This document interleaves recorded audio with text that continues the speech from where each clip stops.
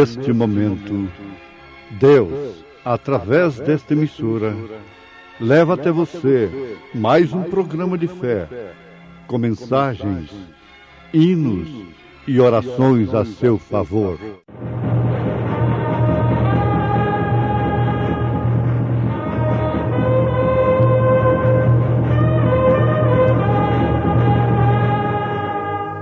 Fé para vencer.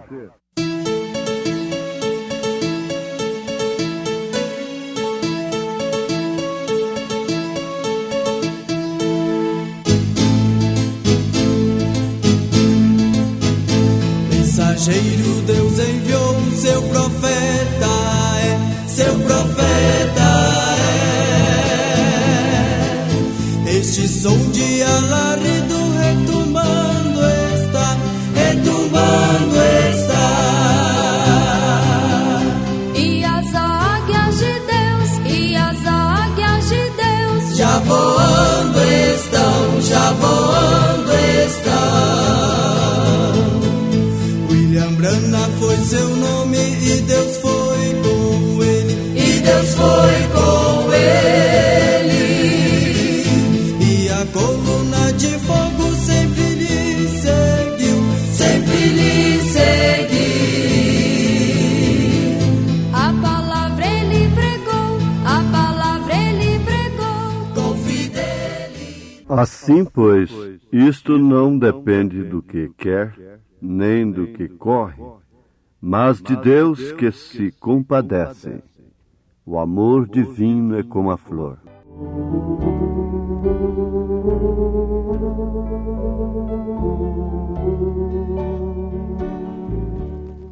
Para tudo existe uma lei.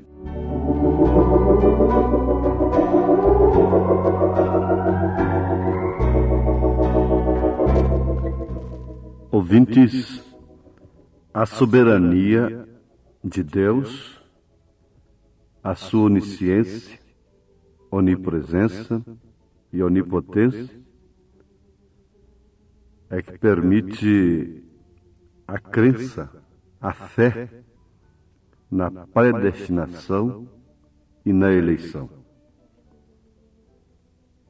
Sendo soberano, sendo onisciente, onipresente, onipotente, ele então pôde predestinar e eleger desde antes da fundação do mundo.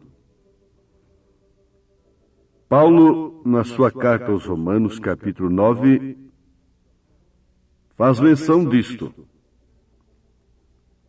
que é em relação a Jacó e Esaú. O maior servirá o menor. Como está escrito, amei Jacó e aborreci Esaú. O apóstolo continua perguntando, que diremos, pois? Que há injustiça da parte de Deus? Responde, não, de maneira nenhuma. Pois diz a Moisés, compadecer-me-ei de quem me compadecer, e terei misericórdia de quem eu tiver misericórdia. Deus é soberano, é onisciente, onipresente, onipotente, e por isso pôde amar a Jacó e aborrecer a Esaú, mesmo antes de qualquer um deles fazer mal ou bem. Vejam, o apóstolo São Paulo continua dizendo, assim, pois, isto não depende do que quer, nem do que corre, mas de Deus que se compadece. Porque diz a Escritura a Faraó, para isto mesmo te levantei, para em ti mostrar o meu poder, e para que o meu nome seja anunciado em toda a terra. Logo, pois, Deus compadece-se de quem quer, endurece a quem quer. Agora, quem resiste à sua vontade? Você, como cidadão, vivendo num mundo democrático, tem livre-arbítrio e capacidade de escolha e pode eleger a sua maneira de viver. Pode eleger a sua companheira, o seu companheiro. Ninguém tem nada com isto se um homem quer viver com uma mulher, se uma mulher quer viver com um homem. Não há lei que o impede. Mas, por outro lado, para tudo há uma lei. Ora, se o homem, como cidadão, goza desse livre-arbítrio, e Deus, então, sendo Deus infinito, raro, místico, sobrenatural, soberano, onisciente, onipresente, onipotente, quem pode julgar a sua vontade? Quem pode julgar a Deus porque amou a Jacó, um trapaceiro, que já nasceu fazendo trapaça, desde o ventre, agarrado no pé do seu irmão? Amar a Jacó e aborrecer a Esaú. Quem pode censurar a Deus? Agora vamos pensar que o homem tem direito e tem livre-arbítrio, mas para tudo há uma lei, e em tudo há uma lei operando. Mesmo para o bem, mesmo para o mal. Existe uma lei operando em mim, que quando quero fazer o bem, o mal está comigo. Disse São Paulo na sua carta aos Romanos, capítulo 7, verso 21. Acho então esta lei em mim, que quando quero fazer o bem, o mal está comigo. Porém, segundo o homem interior, tenho prazer na lei de Deus. Então, haviam ali duas leis operando. A lei de Deus no homem interior, porque segundo o homem interior, tenho prazer na lei de Deus. Mas vejo nos meus membros outra lei. Então, duas leis operando no mesmo corpo. Diz o São Paulo, que batalha contra a lei do meu entendimento e me prende debaixo da lei do pecado que está nos meus membros. Miserável homem que sou! Quem me livrará do corpo desta morte? Dou graças a Deus por Jesus Cristo, nosso Senhor, assim que eu mesmo com entendimento sirvo a lei de Deus, mas com a carne a lei do pecado. Por isto o profeta desta era vem falando daquela grande transformação que os eleitos, os predestinados, não os melhores, não os bonzinhos, não os moralistas legalistas. Aquela transformação não vem para os legalistas. Desde que se precisa de uma transformação, é porque está numa imperfeição. A perfeição só vem através da transformação. E se depende de uma transformação, é porque está numa imperfeição. Havia uma lei de fé no coração de Abraão. Mas ele foi transformado, para então ser perfeito. E diz o profeta que isto não pode acontecer com estes membros nossos, com este corpo, por causa do pecado. Isto combinando perfeitamente com a carta de São Paulo, de sua própria experiência, aos Romanos capítulo 7. Na verdade, você pode continuar no capítulo 8 e verá que quando a lei do Espírito vence no interior do homem vindo de dentro para fora. Isto não atua através de um legalismo, de uma força moral religiosa, de princípios como Caifás tinha, como Anás, os sacerdotes, mas sim uma lei da predestinação, da eleição que Maria Madalena tinha, que o ladrão crucificado do lado direito tinha em si. Eles não tinham princípio moral. Eles não eram nem mesmo pessoas que podiam ser agentes morais. Não. Eles estavam completamente fora, marginalizados, mas carregavam em si a predestinação. A eleição, que é desde antes da fundação do mundo, pela onisciência, onipresença, onipotência, soberania de Deus. Mas para tudo há uma lei. Em tudo está operando a lei, para o pecado ou para a vida fluida do Espírito Santo. Você vê, existe uma lei no pássaro. O pássaro pode abrir suas asas e ganhar o espaço. O que um homem não pode fazer, a menos que entre numa força motriz, num avião. O que o peixe não pode fazer, a beija-flor faz. O pássaro preto faz. O urubu faz, a águia faz. Ganha o espaço. Dentro de seus limites, há uma lei para cada um deles. Um limite para cada um deles. A águia vai mais alto do que todos eles, do que o próprio falcão, do que o próprio urubu. Todos estão dentro de um limite, operando dentro de uma lei. Agora o peixe tem uma lei dentro de si. E ai do homem lá no lugar do peixe.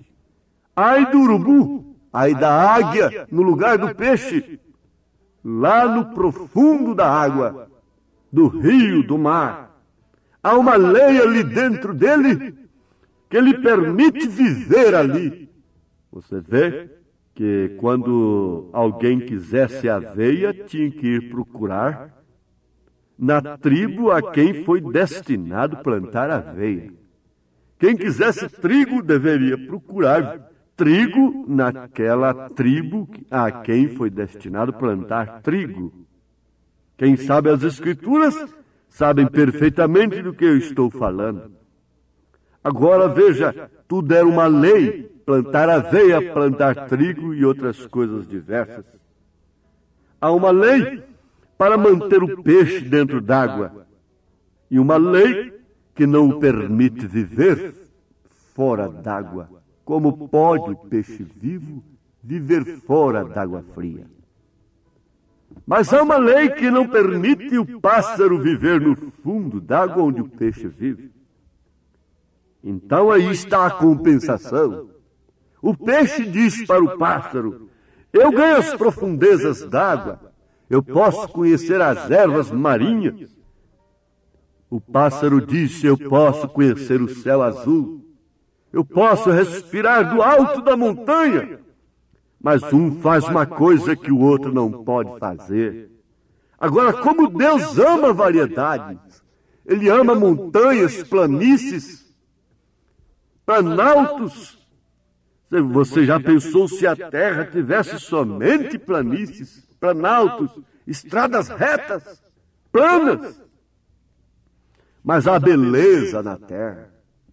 Deus ama ver variedade nos homens, temperamentos diversos.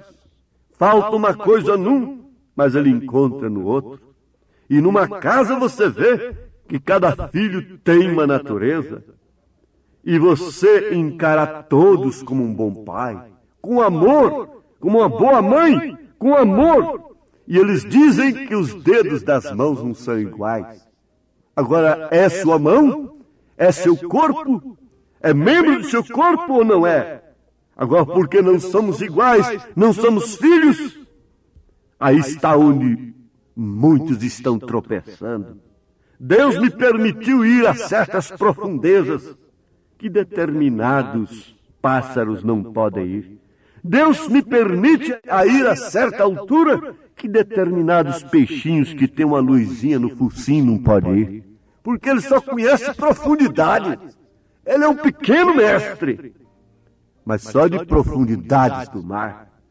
Se ele sair para fora, ali para a altura ele explode. Mas Deus ama estas coisas. Deus gosta de ver esse cenário, porque ele vê tudo ao mesmo tempo. Ele pode ver todos os planetas, ele pode ver todos os astros, ele pode chamar as estrelas pelos nomes, e não pode ver sua dor, não pode conhecer sua alma. Ele não sabe quem é você? Ele conhece a todos, ele vê o movimento do mundo, do universo. Num só tempo, ele aprecia todas as coisas. Ele aprecia aquela rebanada do peixe grande, catando o peixe pequeno para se alimentar lá na água. Isto é lei, isto é ecologia. Ali o jacaré comendo a piranha. Isto é lei, isto é o equilíbrio da ecologia, da natureza. Isso é Deus. Isso é Deus na igreja. Um mais forte, outro mais fraco. Paulo fala isto na sua própria carta aos Romanos. Ele diz, mas nós que somos fortes devemos suportar as fraquezas dos fracos e não agradar a nós mesmos. Porquanto cada um de nós agrade a seu próximo no que é bom para edificação. Romanos capítulo 15. Qual é a lei que nos levará no rapto? É a condição própria? É porque sou melhor do que os outros? Dentro do meu campo não há ninguém melhor do que eu. Dentro do seu campo não há ninguém melhor do que você. Dentro de sua cozinha, dentro do seu ofício, dentro de sua profissão, seja perfeito naquilo.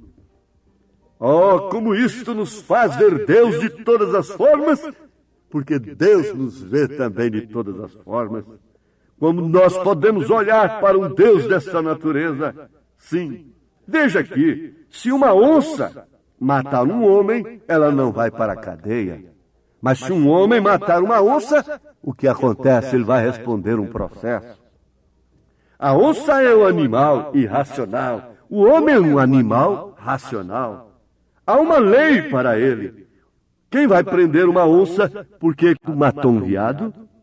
Ninguém, mas um homem não pode matar o outro. Ele vai para a cadeia. Um bicho pode matar o outro. Não há lei para repreendê-lo nesse sentido.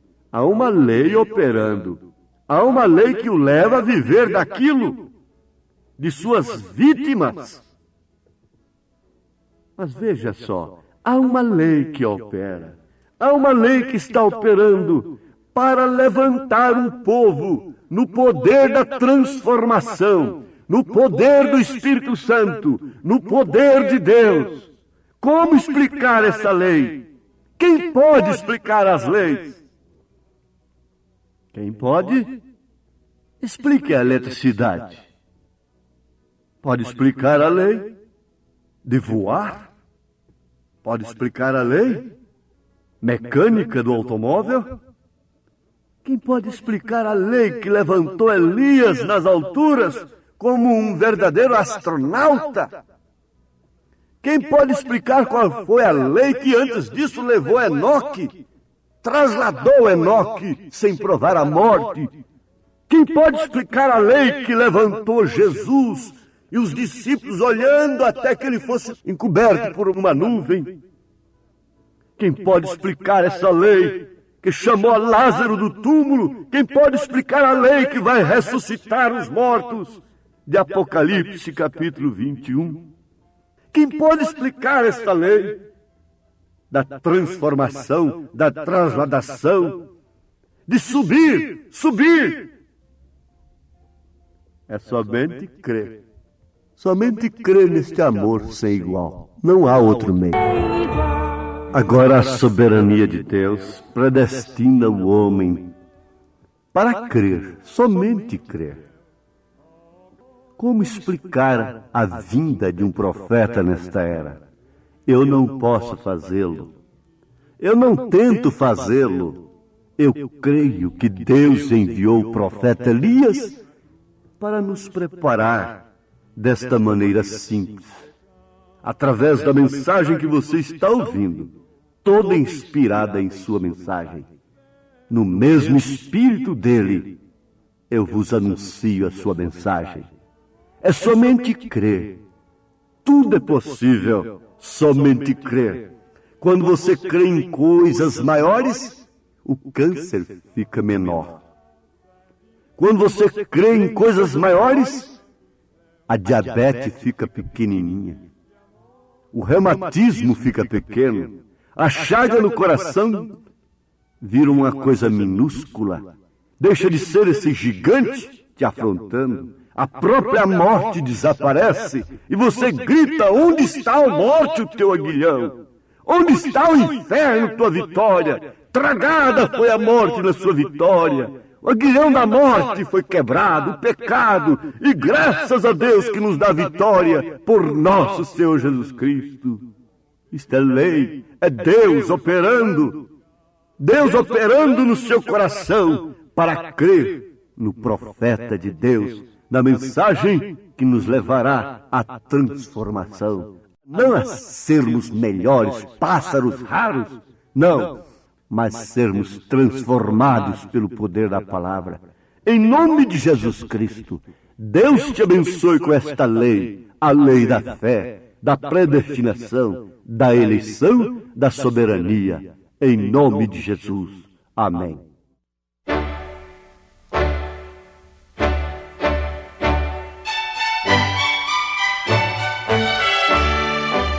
Ouvintes, escreva-nos pela caixa postal de número 15.020, 15020, CEP 74.501-970, Goiânia, Goiás. O nosso endereço na internet é www.apalavraoriginal.org.br.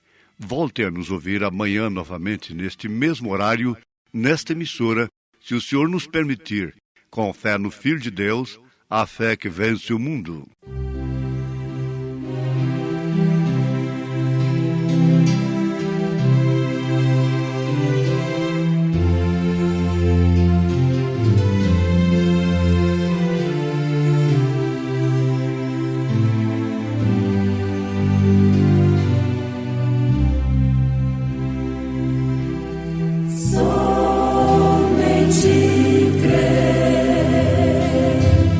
Somente crer.